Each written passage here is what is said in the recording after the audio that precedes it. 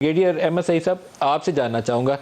2014 फैज़ाबाद और अब 9 मई का स्केल बहुत बड़ा है और आर्मी को चुन के निशाना बनाया गया, GHQ को निशाना बनाया, ISI के ऑफिस को निशाना बनाया, MM आलम बेस को निशाना बनाया, जना हाउस के अंदर घुस गए, चकदर्रा किला के अंदर,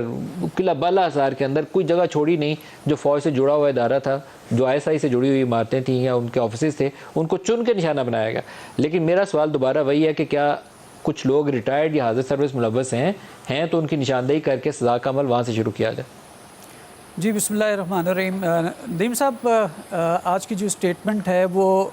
मेरे ख्याल में इंतहाई टाइमली है और ऐसे तमाम अनासर के लिए जो अंदरूनी हो या बैरूनी, ऐसे अनासर जो पाकिस्तान की नेशनल सिक्योरिटी को डायरेक्ट थ्रेटन करते हों, उनके लिए एक वाज़ह पैगाम दिया गया है जिसमें कि बिल्कुल clear without mentioning the words ये बताया गया है कि ऐसी कोई भी हरकत को माफ़ नहीं किया जाएगा और उनको प्रॉपर जुडिशल सिस्टम के तहत उनका चार्ज शीट उनके ऊपर होगी और उनके साथ इंसाफ किया जाएगा। मैं ये भी, जैसे आपका सवाल है कि 2014 में जो हुआ था और मुख्तलिफ इंस्टीट्यूशंस के ऊपर जो पहले भी अटैक होते हैं, जैसे पार्लियामेंट के ऊपर कहते हैं, सुप्रीम कोर्ट के ऊपर कहते हैं, या फॉर दैट मैटर अभी 2014 के जो इंसिडेंट्स थे, अगर ये उस वक्त फेयर ट्रायल उनको मिल जाता और ये सिलेक्टिव अकाउंटेबिलिटी उस वक्त ना होती तो आज मेरे ख्याल में किसी की ज़रूरत नहीं थी कि 9 मई को वो दुश्मनों के जो मजमूम इरादे हैं कि वो किस तरह से पाकिस्तान की जो सेंटर ऑफ ग्रेविटी है, अवाम, आपकी पाकिस्तान आर्म्ड फोर्सेस, आपकी जुडिशरी, आपकी पार्लियामेंट, उनके ऊपर किसी सूरत भी हमलावर हो सकें। तो मेरे ख्याल के अंदर अभी भी रेस्ट्रेंट करते हुए तकरीबन 9 मई के वाक़यात हैं और आज 7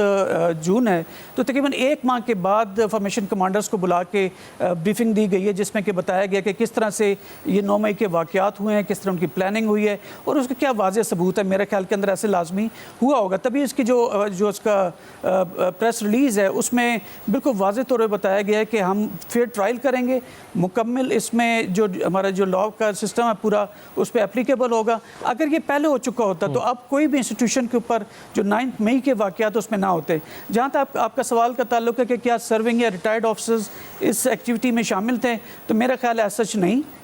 सर्विंग का तो खैर सवाल ही पैदा नहीं होता क्योंकि इंतहाई डिसिप्लिन है। इसी तरह हम जो रिटायर्ड ऑफिसर्स हैं वो अपनी एक पोजीशन ज़रूर रखते हैं क्योंकि रिटायरमेंट के बाद आप पॉलिटिकल एक्टिविटी के अंदर हिस्सा भी ले सकते हैं, कोई पॉलिटिकल पार्टी भी ज्वाइन कर सकते हैं। आफ्टर रिटायरमेंट जो है उसमें कोई एक टर्म एक पीरियड के बाद आप कर सकते हैं। लेकिन ऐसा अगर कुछ भी कोई भी इन्वॉल्व है जिसमें कि स्टेट ऑफ पाकिस्तान या पाकिस्तान की नेशनल सिक्योरिटी को थ्रेटन होती हो या चैलेंज होती हो, चाहे वो दानिस्ता या गैर दानिस्ता तौर पर, उसके खिलाफ लॉ जो है अपनी हरकत में आएगा और इसमें कोई दो राय नहीं है कि सख्त से सख्त कार्रवाई की जानी चाहिए।